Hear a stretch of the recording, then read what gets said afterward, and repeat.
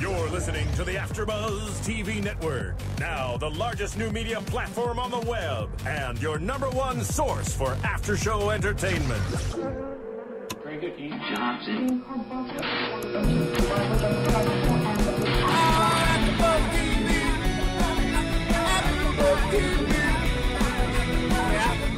From the AfterBuzz Studios in Los Angeles, California, and streaming live on Ustream, this is AfterBuzz TV for Keeping Up with the Kardashians.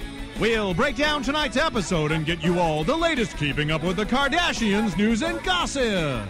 If you'd like to buzz in on tonight's show, you can buzz us at 424-256-1729. That's 424-256-1729.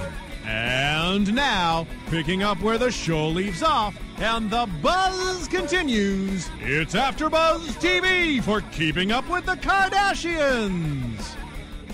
Hey everybody, I'm Jackie Miranne, and hey guys, I can't believe it. We are less than 2 weeks away from the big Kim Kardashian Kris Humphries wedding. I can't believe it. The time is flying by.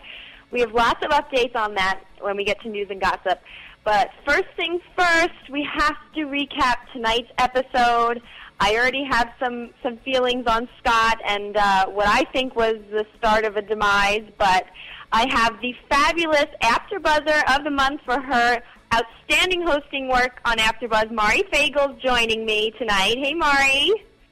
Hey, Jackie. Yeah, I think you and I will maybe fall on different ends of the spectrum when we discuss Scott, because I was really nervous. I was very worried for him, and leading up to it, I thought, oh, this is not good. But then it ended up being not that big of a deal to me, so we'll get into it. But that's my view. Well, I know. also, I think, guys, yeah, we have to get into it. And Phil, the fabulous Phil, are you going to offer some color commentary tonight? I most certainly will. And I have one more surprise for you. I also have Michelle Macedo, who watched the episode with me, because there was some slight confusion. It was Mari was gonna. She was. We had some train issues, and so there was some worry that she might not catch the episode. So I got some backups for you. So you have joining in today me, Phil Svitek, and Michelle Macedo. Hey guys. Excellent. Oh, well, the more the merrier. That's right. Hey, Michelle. Hey. Welcome. Thank you. And Phil, you're always welcome. I'm glad. So you guys. Scott's a D-bag, right? Well, okay, so Michelle, I think we're going to agree. Mari, I don't know how you feel. And Phil, I don't know, you made me a little scared on what you're going to say about don't Scott. even, but it's just going to piss obviously, me off. he's the talk of the night, okay? His whole Vegas appearance, he's obviously getting paid to party. And Kourtney, I think, had every right to be worried about that. You know, we saw his therapy session where she said sobriety is the only choice if you're an alcoholic. And lo and behold, he goes to Vegas, says he's going to be fine. The champagne is flowing from the second Kourtney drops him off. And what does he do? He gets there. His friend, not being a good friend, by the way, puts a drink in his face. He starts drinking vodka lemonades and moves on to the Johnny Walker. He's making a scene. You know, the guy next to him, the scary guy in the suit, is threatening to slap his, face and beat the SHIT out of him on the strip. It looks like he was drinking all night, but comes home and tells Kourtney that he was fine. How could you doubt me? Now, okay, I want to hear everybody's take on this scene, but my take is the second I saw him grab that drink, I was like, oh, no, no, no, no, because I knew it was going to go all downhill from there. He was getting totally worked up at that dinner. Then he comes home, and he lies, in my opinion, he lied to Kourtney. He didn't tell her that he was drinking, and so I think it's just the beginning of Scott going back down a very wrong path. And I think it's a big, big problem. Now, Mari, I think you're differing on your opinion of tonight's episode when it comes to Scott. Well, I saw him first at the pool pick up the drink, and I thought to myself, I know addicts, and when it comes to quitting, it's like the second you have one, you're back in. And so I thought, oh, this is not a good idea, and, it's sad that producers and cameramen are there watching him and letting him fall back into this demise. But then he was partying whatever, and Kourtney was trying to call him, but the old Scott I don't know if you guys remember this, numerous times, the old Scott, the phone would go to she would go straight to voicemail whenever Courtney called. It would go straight to voicemail all the time, over and over. He would never call her back, and this time it started going straight to voicemail, and I thought, oh no. But this is the first time I ever have seen him check his phone, walk outside, pick up the phone, call Courtney, and say, hey, it was pretty loud in there, but I'm giving you a call back. Yes, he did lie to her because he didn't say he had been drinking, but when he was on the phone with her, he did not seem drunk at all. So he seemed to be able to balance having a couple drinks and not getting drunk. And so, while, yes, I don't agree that he lied to Courtney, he did not at all seem drunk when he called Courtney, and that is a new Scott turning a new leaf, the fact that he even called her to check in.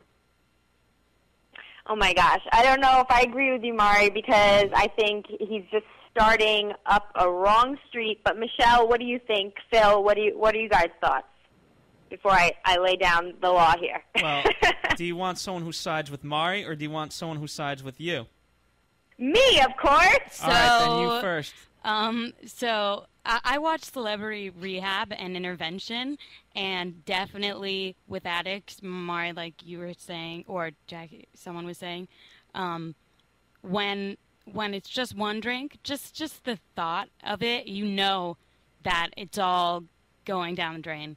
And Courtney said it. She said if all his hard work for this year, it doesn't count anymore if he just blows it all away on this one weekend in Vegas, which I don't know if you guys remember. I remember one time he went to Vegas before, and that made the Kardashian family all hate him. He was such a D-bag, and now that he's in their lives permanently, obviously, because of the baby and all this stuff, he needs to be more responsible. And he's just between addicts and habits. So what's an addiction and what's a habit? An addiction, Dr. Drew says, is basically a habit, a obsessive habit that affects your life in a negative way. So I guess the way that he differentiates it has a bad effect on the people around you and your life and generally how it's going.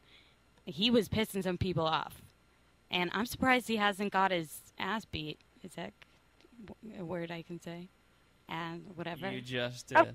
Go for it. But yeah, so anyway, what does Phil think? What do I Yeah, think? Phil, I need some strength on my side here. Come on. Well, I certainly can't strengthen your side. And in fact, I will probably weaken it. So, first off, he sees the old guy dancing, and when you see when you see an old guy dancing, is someone hitting the keys on their phone? By any accident? Not me.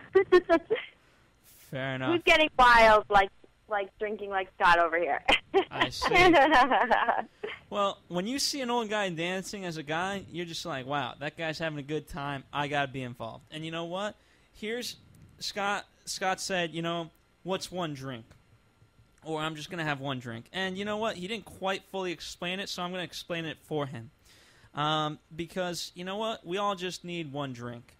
But we just haven't found the right one. And so, unfortunately, we have to continue searching until we find the one drink that's for us. Mm-hmm. Oh, no. Right, that's why Phil is drunk all the time. So, this is not a mystery. The thing is, I saw the previews and the commercials and the trailers leading up to this episode, and it seemed to make it such a big deal. Like, oh, my God, Scott's back in his demise. Scott's crazy in Vegas again. But like you were saying, Michelle, the last time he was in Vegas, he was a D-bag. He was stuffing money in waiters' mouths. He was getting in punch-out fights. And this time he was pretty mild. And so for all of the hype, I just thought that he was pretty okay. Other than the fact that he lied about drinking, I thought he was okay. And maybe the reason why, Jackie, you are so offended by what he did is maybe, I don't know, do you not like Scott as a person or as a character? Because for some reason, Scott is one of those baffling people who, if it were any other person who acted like that, dressed like that, spoke like that, it would annoy the shit out of me. I was just talking to my boyfriend about this because Us Magazine, he was interviewed, one of the 25 answers about me. and I was laughing at his responses. Like he one of his responses was he ties the best double Windsor knot, like on his tie. And normally when people say shit like that, these like waspy, preppy, Upper East Side kids, and say they take a limo every day to high school for a year, I would think, what a douchebag. But for some reason, Scott makes me laugh. He doesn't annoy me. I think it's funny. And so I'm always rooting for him in that respect, and so I'm happy that he didn't go down that path. And that's my case for Scott Disick. So you Mari, I think you'd be surprised because I actually do like Scott as a character. I actually really like him as a character because I think he's interesting. Maybe it's the New Yorker in me, I don't know, but I actually, especially when he was on a good page for a while here, I'm rooting for Scott.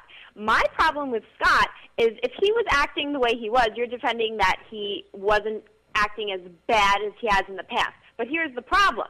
He's trying to squash who he was in the past, and I saw so many hints of him starting down the path of going back to that Scott, and that's what's scaring me the most is because yes, he was able to answer the phone this time. And yes, he almost got his ass kicked, but he avoided it. But you know what? I have a feeling we're going to come up on the next couple of episodes, and he is going to be getting his ass kicked, or they are going to show that scene where he's passed out on the couch. So for him to come home and lie and not admit to it shows that he wasn't able to handle it as well as we think, because if he was okay with what he did, he would have told Courtney. And I think he's just starting on going back to that Scott that I didn't like, even though I was always rooting for him.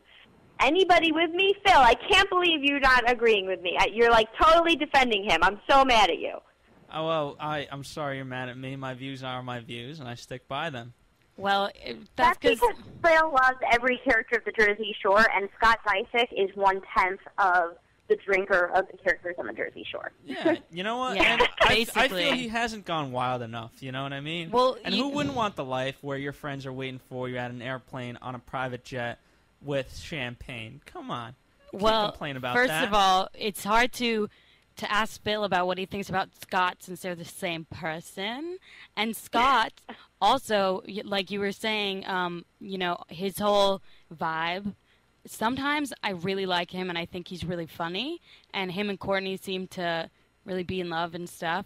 But this episode, he annoyed the shit out of me with all of his, I'm not going to say, but all of his waspy stuff, the answers that he gives, the whole Vegas thing, the whole thing about not calling Courtney back, even though he did. See, eventually. maybe it's because this is actually my first episode viewing, and so I have no preconceived notions of Scott, and therefore I think he's a great guy. Oh, Phil. Well, you know what? You are entitled to your opinion, so I'm not gonna hold it against you. But let me just fill you in. If you haven't seen him in the past, he went from being a major jackass to actually being kind of sweet and kind of likable, and now you saw him half and half, in my opinion. He was half the old Scott, half the likable Scott. So, while Michelle, I think he really annoyed you, he kind of got away with it with me. I'm just worried about what's going to happen next. So, is anybody with me? Mari, are you with me? Maybe that you're worried that he's going to get worse, or you think he's going to be okay for the rest of the season now? I think he's going to be okay for the rest of the season. If it got that bad, we would have heard of it outside of the Kardashian reality show, like it would have gotten into the media reports, and I haven't heard anything of him going down a bad path. And after seeing him tonight, like when all those trailers hyped up so much, I really don't think they have anything. I really don't think producers have anything more than what he did tonight. So I think the buck stops here. That, and I also think, now that you kind of explained it, Jackie, I think you're getting the best of both Scotts, The drinking Scott and the responsible Scott. What's better than that? You see that? You can always find a compromise. Yep, good it's attitude. Half and half. Michelle, what do you think, though? Are you with me at all? Like, nobody's worried? I'm so worried. I'm worried. I'm worried because obviously he has a problem, and I'm worried that, first of all those guys that were with him, like peer pressure, wow, they were just staring at him, like staring him down until he ordered a drink. And if they were all friends, then they would know that that's something that's not cool, which I know someone said that, something about friends, and I'm worried. I think that, once you have one drink, it was so easy to convince him because he wanted to be a part of what was going on, and it's scary that it's that easy. Okay, so gals, we obviously see that Phil would probably be one of those guy friends being a bad influence from what I hear now, Phil, about you. Thank you, Michelle. Mm-hmm. But, ladies, what would you do if this was your boyfriend or a partner, and at this point, seeing what his friends did on this episode, seeing their influence on him, what would you, because Courtney said she doesn't want to be a stalker. She doesn't want to, be too on top of him, which I do agree with. You don't want to, have to run your man's life. You're supposed to be partners. You're not supposed to be his mother. But where's the line? What would you do? Because for me, I would have to draw a line, in my opinion, that because she can't trust him, when she finds out what he did, I would have to say that I might not be able to but I would not be comfortable with him going back to Vegas or those situations without my presence there. What would you guys say if this was your boyfriend, if you were in this situation? I mean, he's being paid to go to this event, and she has a little baby, so she can't go with him, but he's not going to turn down getting paid to go to Vegas, and getting that money because he's supporting his family. So she had to trust him. I don't know, maybe she could have tried to, send a sober buddy with him or something, but that's his job, technically. Yeah, I could see, I'm trying to imagine it now if it was the other way around in their situation, and, I guess it's different because she doesn't have that problem with alcohol like he does. But I think that would make me really, really nervous. Phil makes me nervous a lot, though, so I'm kind of used to it. But that would totally make me nervous. Yeah, you have to trust him. But at the same time, I was just saying to Phil, he can't get away with that much because eventually they have footage of it everywhere. So no matter what, she's going to know. So he's lying to her. Here's the thing, right? Camera guy, here's a cut of my salary. Let's just lose the footage. Oh, sorry. Phil, you have all the answers. You are you friends with Scott and we don't know it? Because I feel like you should have been in that scene in Vegas. No, so true. Maybe he was there. I just always have the answers on a lot of issues, I feel like. Or at least I can come up with some if you ask me and if you kind of give me the situation. And so, based off of this one, I would have been like, hey, you know what? I don't want my girlfriend knowing. Let's just, here's a cut of my salary. Let's do that. Interesting answer. When you're on the level of, Scott and the Kardashians, though, do you think that would really work, Phil? You can always make something happen. I feel like you just got to weigh your options and really think it through. Wow.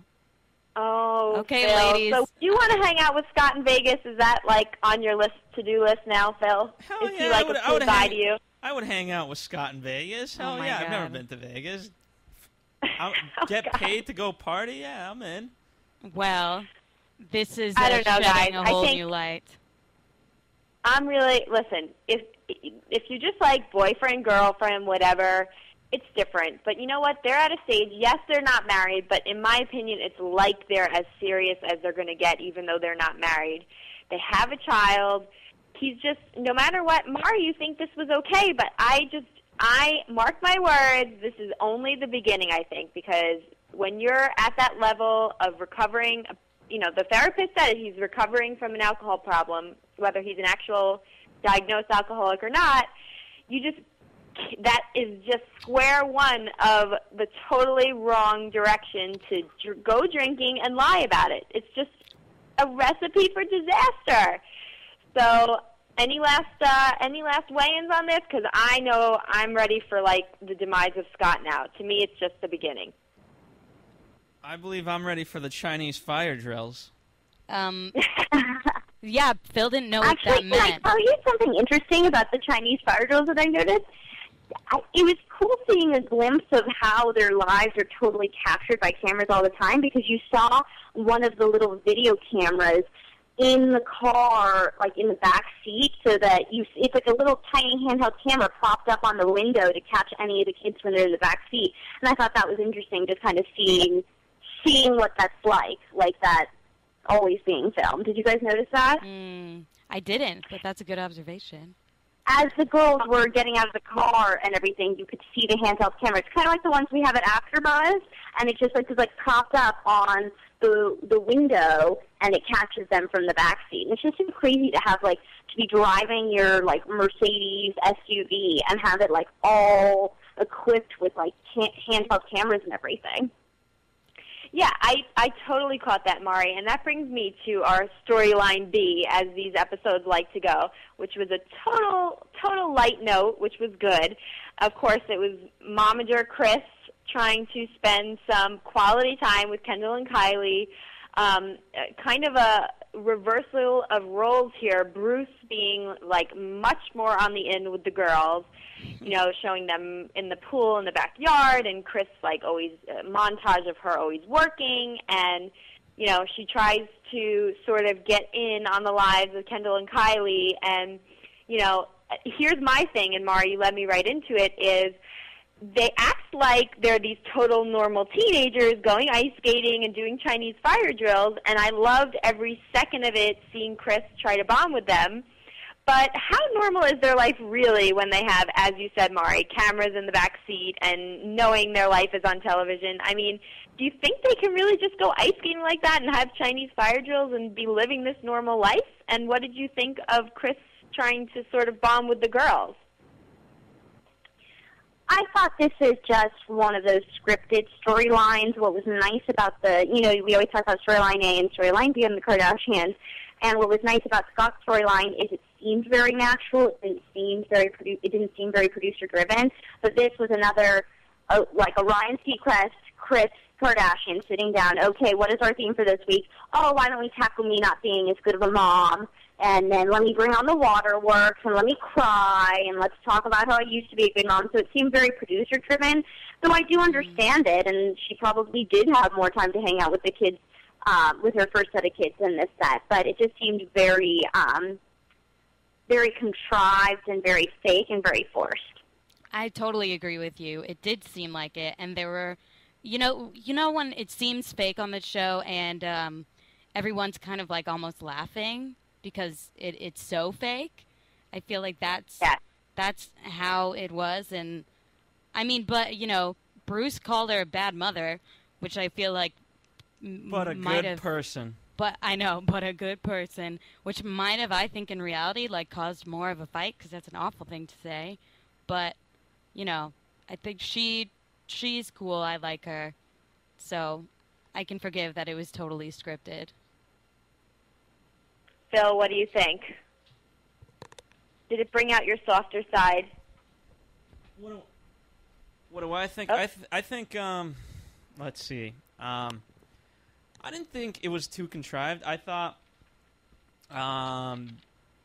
it seemed contrived in the regard that it's just funny. I mean, were you guys embarrassed by your mom when you guys were growing up? Well, that was my other thing that I was going to ask is if it's like your mom in her mom jeans and scrunchy and she's trying to come to the movies with you, that's embarrassing. Now, I grew up with what I like to call a cool mom. If you're listening, Mom, you should be very proud that I'm saying this. That is a very good compliment. She was in sort of entertainment and cool stuff. So everyone thought she was the cool mom. Everyone wanted to come to my house. So, I never had to worry about that. But either way, and I want to know what you girls had going on, but if this is your mom, is it really embarrassing? Do you think these girls are really embarrassed when their life is on television and their mom is a huge star? I don't know. I don't think that it would be that embarrassing at their stage and where they're at. I don't think it would be that embarrassing.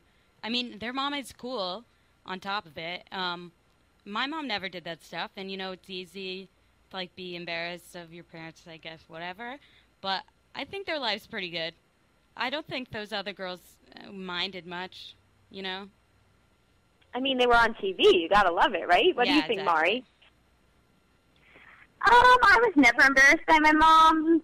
I know some people who are. I was never embarrassed by my mom, and I don't know. I guess I would be a little embarrassed by Kris Kardashian if she was trying to go ice skating and everything with me and my friends. But yeah, I think they have their lives pretty good. So yeah, and I don't know. I think I'm back and forth on how produced this was. Because it definitely was obvious to me that it was produced. But the thing that I liked about it, nonetheless, is that it was touching. And I think a lot of, as we say, Mari, every week, when you can relate to the stories, I think they work, even if they are so contrived. Because even with her crying and wanting to spend more time with the girls, I bought into it. I'm not gonna lie, because she is a busy mom. And her life is so different, and they showed that footage of when the other brothers and sisters were younger. And as much as I knew it was contrived, they got me. So I kind of like this storyline. Had you guys any last thoughts on this lovely little touching moment with Mom and the girls? And don't you love? I always wonder how Kris turns on those waterworks like every episode. Yeah, she really does. And I just heard someone say they love Bruce. I love Bruce, too. He's so funny. I feel like he's like this, he has so much history to him, and he's so accomplished, but he's like kind of that kooky dad also, in a way. Yeah, totally. And he just gets me. I love him. We're all Bruce fans. I think we can agree. Bruce. I love Bruce. He's by far my favorite. Yeah, I think he's my favorite, too. Phil reminds me of my dad in every aspect. I mean, my dad's name is Bruce. He has trouble hearing. He's kind of dorky. He doesn't have the ear piercing yet, but maybe next. Yeah, maybe next time. Phil, how do you feel about crazy Kris and Bruce and all this good stuff? Any thoughts to throw out there? I mean, it's tough because I'm not. I don't know. My mom didn't try to hang out with me in that regard. So I mean, in many ways, I feel like you have to kind of be a girl to really understand the storyline. So, no comment. It's a girl thing. I'm not going to lie. There were moments where it felt like sort of like that Mean Girls storyline with, like, the cool mom and Amy Poehler and, yeah. I totally love that movie. But, listen, I'm sure these girls think it's awesome that at that age how like this kind of stuff is probably so cool to them, and to be in the car and do the Chinese fire drill, and I feel like they were kind of just naturally having fun with it, which even though it was a little contrived, I think they were all having a good time with it. So maybe it made the girls' day, I'm fine with it. I'm cool with this storyline. Yeah. Right, gals? So all right, well, Any last words before we go to some news and gossip? We're going to be talking about that wedding because it's right around the corner. So any last words? I can't wait to hear more about that wedding, and I have some opinions of my own, so we'll discuss it in news and gossip. Yes, right. Awesome. So let's go to a quick commercial, and we'll be right back. Want to find out what the AfterBuzz is about? Janice is a drama queen. This is the divide that is going to carry the series. Give us a call. 424-256-1729. 424-256-1729. It's television, and they want it to be as dramatic as possible. I mean, it's Shakespearean. You never know what goes on behind closed doors. Find out why AfterBuzz TV is the #1 source for after-show content. Now, in the eyes of Jimmy, Nucky is a villain. 424-256-1729. 424-256-1729. I mean, who would you guys rather hear that from? Your husband or your best friend? The wig will come out. When the TV show is over, get your AfterBuzz on. Now, Phil, I think you have a song for me, don't you? Oh, yeah. I certainly do. Are we familiar with this one? I did not know she even had music out. This is Kim Kardashian at her best, right, Phil? I believe so. I mean, I've never even... Yeah, why not? Why not, right? Throw her some love. All right, well, you just heard it there, some Kim Kardashian. And, of course, the news and gossip is all about Kim Kardashian pretty much. So let's get into this week's news and gossip. AfterBuzz TV News. Well, E! News had the first look at Kim Kardashian in 3D for her new cover of the world's most beautiful magazine. It's the first one to be shot entirely in screen and page transcending format, which I think is just fancy talk for 3D.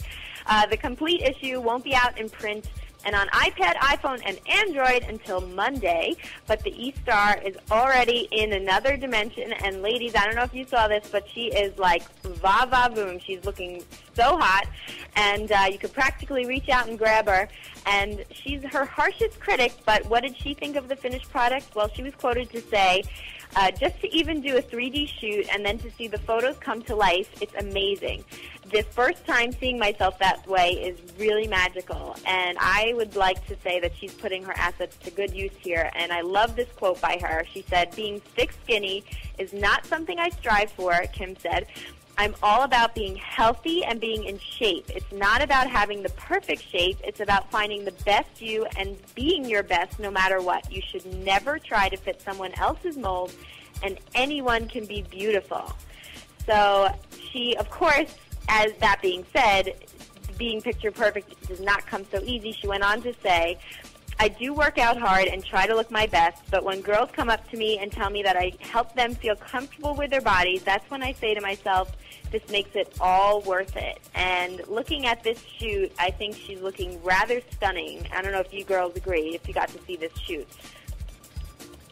Oh, yeah, I thought she looked awesome. What was weird is I saw the photographer didn't actually tell her it was 3D until afterwards. The only person who knew it was 3D on the shoot was the stylist who dressed her. Because I guess, I don't know, it would make her feel uncomfortable otherwise. I don't know, but it turned out it was a pretty cool idea. And if you were to choose someone to do a 3D shoot, it should be Kim Kardashian. Definitely. I think, Michelle, did you get a chance to catch this cover? Because she's looking super hot. Michelle, unfortunately, during the commercial break, she had to. She's actually watching Celeb Rehab right now. Oh, okay. Show, so all right. We lost Michelle, but I had to report on this story, Mari, because this was like, as a model. First of all, this 3D technology, I think it's so awesome and innovative. I would love to do a shoot like this. And not only that, of course, I'm not Kim Kardashian, but not only that, I love these quotes by her because we can say anything we want about the show, and what of course, I always have my comments, but I love Kim Kardashian for being a role model for figures of all sizes, and I think she's truly confident with her body, as she should be, and I really think she sets a good example for a lot of girls out there. So, I agree. Now, moving on to the wedding, of course, right, Mari? Kim Kardashian launches a sensual wedding fragrance. Surprise, surprise. If you want a keepsake from the Kim Kardashian wedding, you may not be invited. Well, you can get your hands on the very same gift that 200 guests, including her sisters, Khloe and Kourtney, scored at her wedding shower. Never one to miss a biz opportunity, the E-Starlet is launching Love by Kim Kardashian. It's a special edition fragrance created specifically for her nuptials to Kris Humphries. And when asked what the smell of love smells like, according to Kim, the scent is very soft, romantic, and sensual. In fact, her hubby-to-be is a big fan. He loves the fragrance, and he always says, Kim was quoted to say, "When I leave, he can still smell me on his pillow because of the fragrance I wear." And little does he know she sprays it all over his sheets, and he has no clue. But as for whether she and Kris may collaborate on a unisex scent like Khloe and Lamar, she says it's not planned, but you can never count it out.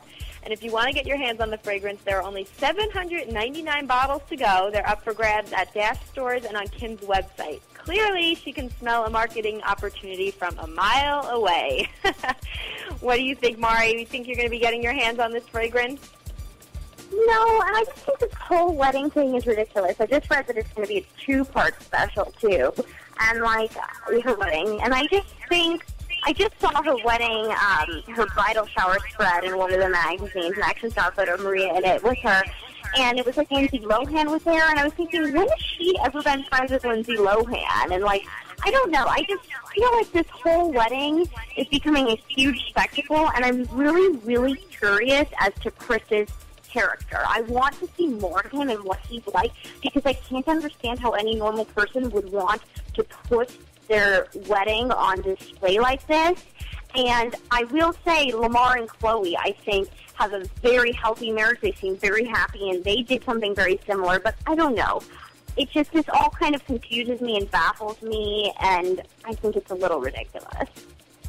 I know. I have to agree with you, Mari. When I see these marketing opportunities and I see the Lindsay Lohan and, you know, just like a total star parade, you do worry about the authenticity of them and what's going on. And we've been saying this right from, like, the beginning, that we want to see more of Kris and his character. Because, of course, you're optimistic and hopeful that they're going to turn out like Khloe and Lamar, but you never know. I mean, because we're not seeing it. And as the viewer, and we wanting to feel connected to their relationship, we need more. So I hope our prayers are going to be answered in upcoming episodes, because we're very close to that wedding. And more wedding talk is the fact that Kim Kardashian, even though she is like a true reality superstar, she is copying another star, Will and Kate to be exact, on their wedding cake. When Kim Kardashian and Kris Humphries cut their cake on August 20th, the 10-tier white cake with chocolate chip icing and black and white decoration might look a little familiar. Kardashian and NBA hunk Humphries chose their cake, which cost $15,000 to $20,000 on a July 29th visit to Hanson's Cakes in L.A. Now, when the Duke and Duchess tied the knot on April 29th, they munched on a traditional multi-tiered fruit cake with cream and white piping, designed by a prestigious British baker. But the royal sweethearts worked very closely and told Us Weekly that Catherine wanted a traditional wedding cake with a modern twist, and a source close to the reality starlet says Kim wants it to resemble Prince William and Duchess Kate's cake. So what do you think of her sort of copying another sort of big wedding in the recent times? I guess it's the most sincere form of flattery. What do you think?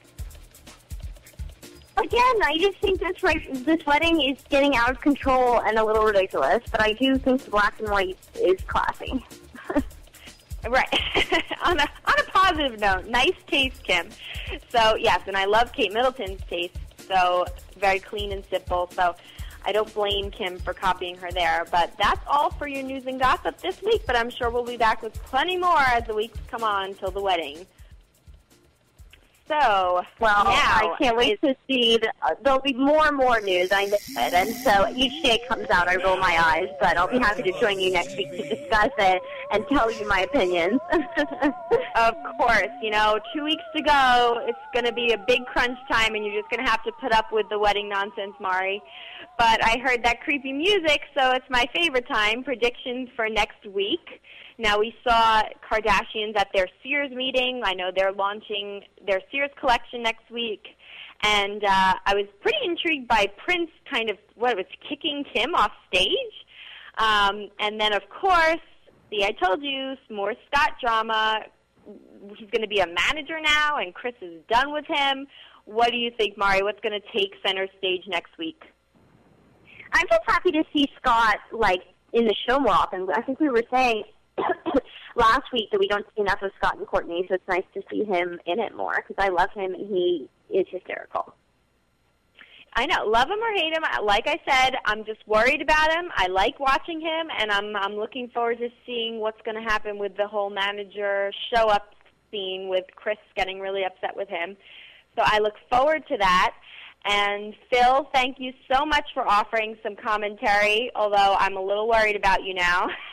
No worries. Thanks to Michelle for joining in, and of course, our AfterBuzzer of the month, Mari Fagel. I always love having you with me on Kardashians, and I will see you all next week for the next episode. Just keep tuning in. Download us on iTunes. That's where you can get all of your latest. Who is that? Is that Scott's phone? Scott's still calling in?